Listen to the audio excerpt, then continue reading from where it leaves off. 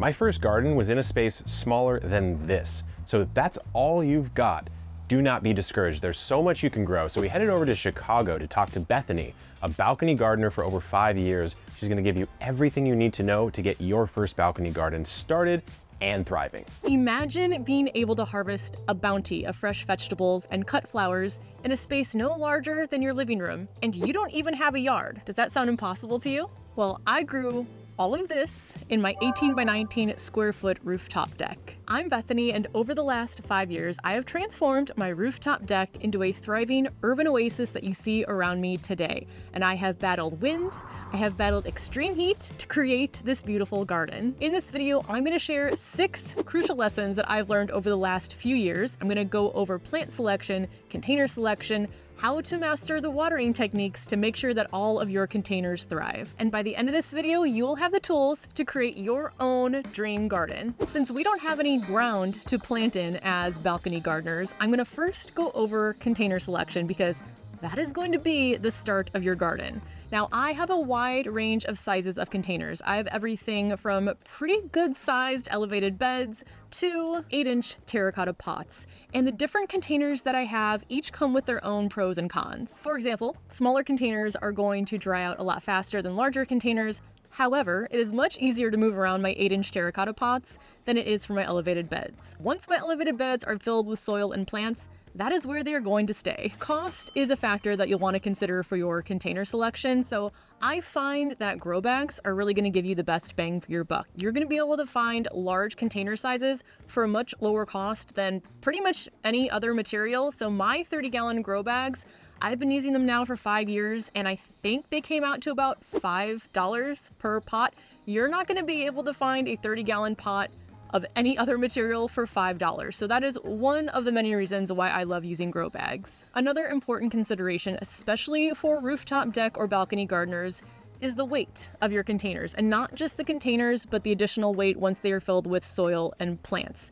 It is very important to understand your deck capacity because you don't want to overload your structure. So the elevated beds in my garden, those are definitely the heaviest once they are full especially, and my grow bags are the lightest. So keep that in mind when you are thinking about the right containers for your environment. And also, don't forget about growing vertically because vertical planting can take up a small square foot, but still give you plenty of growing room, whether that's getting a specific vertical planter or just using a lot of staking and trellising to keep the plants upright in your garden. I've even turned this flower cart, which I don't think was supposed to be used to grow plants, into my own vertical planter. Next, let's talk about growing medium. So again, if you don't have any ground, you are gonna have to provide the growing medium for your plants. So if you are container gardening, I definitely recommend using a bag potting mix. Potting mix is specifically designed for plants in containers, and it's also amended with extra nutrients to help the plants grow. You don't want to just take your pots out, find some dirt in the yard, and fill the pots with that on its own, because soil from the ground is too compact when you're growing in containers,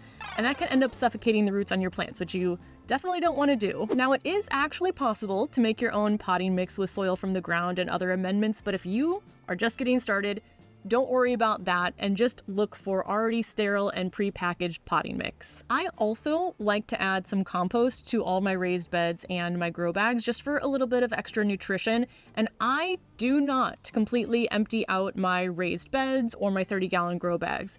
Those I just amend every season with additional compost. Next, you want to understand the sun exposure of your growing environment. So before you decide what you're going to plant, make sure that you're going to be choosing plants that fit the amount of sun that your deck or balcony gets. Some plants are going to want full sun, which is typically more than 6 hours of sun per day. Some are going to want full shade, which is less than 2 hours of direct sun. And then there are some that fall in between that are part sun or part shade plants. So understand your space before you go ahead and choose your plants. Now, my rooftop deck faces west, and it does get full sun, which works out perfectly for most of the vegetables and flowers that I want to grow. However, it did take me a couple years of killing some shade-loving plants before I realized that if they don't fit into my environment that I have, I really shouldn't try to force them. So I now focus on plants that I know can handle the full sun, but also the very intense afternoon full sun. Now is probably the most fun part, and that is selecting the different plants that you're gonna grow in your garden. So again, Make sure that you meet the sunlight requirements for the plants that you want to grow, and you want to make sure that you have the right container size for the plants as well. So I find that I use 7-gallon, maybe 10-gallon containers the most often for an individual plant, but plants vary greatly in size, so the container requirements are going to be different for every single plant. For example, an indeterminate tomato, which can get incredibly tall, is probably going to need a larger size container than a determinate tomato, which only grows to a set size. So you can do just a quick search for the specific plants and recommended container sizes. That's what I did when I was first starting off, but again, 7 to 10 is kind of my happy place in terms of gallon sizes for my pots. So while you obviously need to have the right environment for a plant, when you are a small space gardener, I say grow what you love. I spent so many years growing eggplants and okra just because I thought it would be interesting, but then realizing I didn't really like to eat the eggplants or okra that I was growing. So now instead of having one of each different plant, I'll have 3 or 4 of the same plant because I know I eat that a lot. So cucumbers, zucchinis, peppers, tomatoes, that's what I focus my vegetable garden on now instead of trying to grow everything that I can get my hands on. And something I feel like has changed a lot in the last 10 years as well, which is great for balcony gardeners and small space gardeners, is the availability of compact plants. I have so many compact varieties in my garden of plants that I love, but wasn't sure if I was ever going to be able to grow on a rooftop deck. For example, I have here 2 columnar apple trees. There's one back there, one right here, and I have my first apples ever on my rooftop deck in Chicago. How cool is that? So definitely check to see either at your local nurseries or online if there are compact varieties of plants that you love. I know I also have a mini peach tree. I know there are tomato varieties that only get to a couple feet tall, so see what's available for you. However, small space gardening doesn't mean that you just have to grow small plants. For example, I have sunflowers in my garden that get to probably 6 feet tall, but because they grow vertically, they don't take up much space on my deck. I also have indeterminate tomato plants because I love tomatoes so much, but I just keep them upright with a plant cage. So again, cages, trellises, anything that you can do to keep your plants upright and taking up a very small square footage on your deck is perfect when you're growing in balconies or smaller spaces. Next, let's talk about watering, which is very important for us container gardeners because plants growing in pots, that soil is going to dry out a lot faster than if we were growing in the ground, especially these 8-inch terracotta pots that all of my herbs are growing in. So I water in 2 different ways. I do have an irrigation system set up, and I would highly recommend that.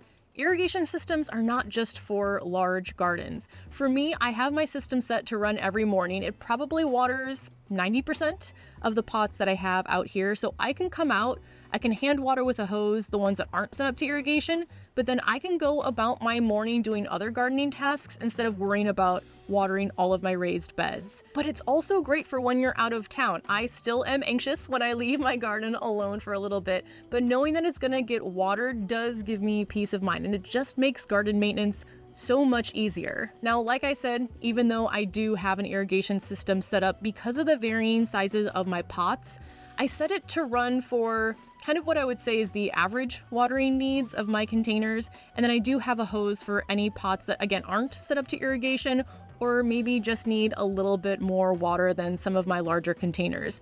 My herbs dry out the fastest, so sometimes I am watering these with a hose, whereas my raised beds can go a lot longer in between waterings. How often to water is probably one of the questions I get asked the most, and even though it seems like such a simple question, it is something that has a bit more complicated of an answer because the answer is it depends. It depends on sun exposure, it depends on the plant, it depends on the container size, the container type. So what I recommend doing is that when you water your containers, you want to water thoroughly, which means water until you see the water coming out of the bottom of your containers. Then just monitor your containers. Stick your finger in the potting soil, see if it feels dry a couple inches down. If it does, water. If not, let it go for a little bit longer, and you will start to understand the different containers and their watering needs in your garden really pretty quickly. And lastly, let's talk a little bit about fertilizing, because if you are growing in containers and you are watering them more often than you would if you were gardening in the ground, that means that the nutrients that is in the potting soil is getting washed out a lot faster. So you are going to have to supply your plants with additional nutrients. So I fertilize using two different types of fertilizers. When I'm first planting, I will apply a granular fertilizer. Granular fertilizers will take longer to break down, so they won't be taken up as quickly, but they will last longer in the potting soil. And then I'll also apply a liquid fertilizer throughout the season. That's going to give your plants a quick boost throughout the gardening season. Now, there are so many different fertilizers on the market, and if this seems overwhelming to you, like it did to me when I was just starting out, choose an all-purpose fertilizer and just stick with that. Now, as you get a little bit further along in your gardening journey, when I'm starting off with plants that are just focused on the green growth, I look for a fertilizer that's a bit higher in nitrogen. Once my plants start to flower, then I will switch to a fertilizer that is higher in phosphorus. Now, as far as how often to fertilize, I try to stick with once every 2 weeks. I find that that's just really worked well for my garden over the last few years.